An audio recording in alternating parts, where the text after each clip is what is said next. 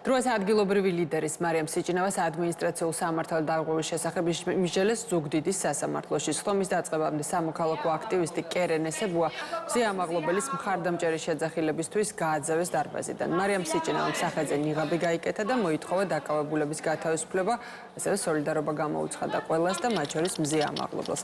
ამის შემდეგ კი მან სხვებათა დარბაზი დატოვა პროტესტის ნიშნად. სასამართლომ სამართალ დარღვევად ცნო მარიამ სიჭინავა ადმინისტრაციულ სამართალდარღვევათა კოდექსის 174 პრიმა მუხლის მეხუთე ნაწილით, რაც სახის დაფარვას გულისხმობს და 2000 ლარით დააჯარიმა.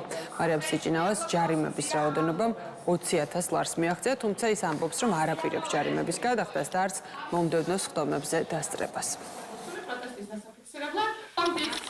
არ ვიცი რამდენი ათასია, იმიტომ რომ არ მაინტერესებს, იმიტომ რომ გადახდას არ ვაპირებ და არ ვარ დაინტერესებული.